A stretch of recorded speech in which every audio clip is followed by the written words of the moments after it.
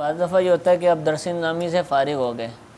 اور ماشاءاللہ ذہین طلبہ بھی ہوتے ہیں، وہ بڑی کتابیں پڑھا رہے ہیں، ترقی کر لیے، کسی شعبے میں چلے گئے یا کوئی بہت بڑے ذمہ دار بن گئے، استاد صاحب وہیں پہ اولیٰ ثانیہ پڑھا رہے ہیں، اتنی ترقی بظاہر نہیں ہے، تو کیا ان کی تعلیم میں فرق آ جائے گا کہ میں تو بڑا ترقی کر گیا، ان سے زیادہ کام بظاہر کر رہا ہوں اور استاد صاحب اتنا کام نہیں کرتے؟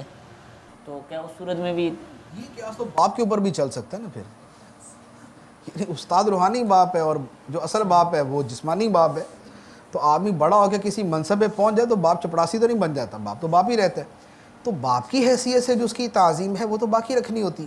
تو اسی طرح جو اولیٰ کا استاد ہے اس کی جو عزت ہے وہ اپنی جگہ باقی. میں نے خود ایک مرتبہ دیکھا تھا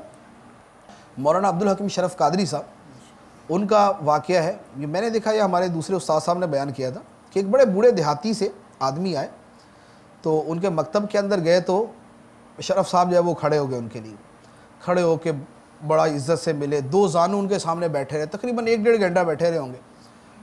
ان کو کھانا بھی کھلایا، چائے بھی پیش کی، اور بڑے ایسی یعنی ادب اور تعظیم سے بات کریں کہ دیکھنے والوں کو حیرت ہو.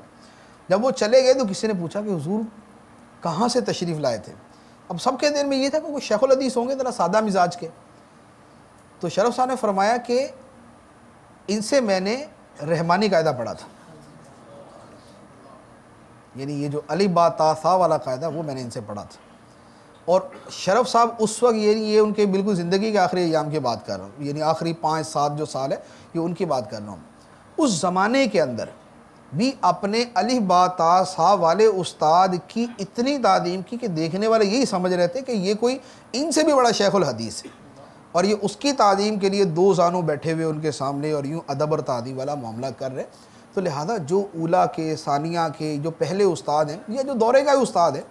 ایک طالب علم پڑھ کے اپنے دورے کے استاد سے بھی بڑا شیخ الحدیث بن گیا، ممکن ہے، ہو سکتا ہے، لیکن جو استاد کی عزت تعظیم ہے وہ اپنی جگہ باقی رہتی ہے اور اس کے اندر کسی قسم کا کوئی فرق آ نہیں سکتا.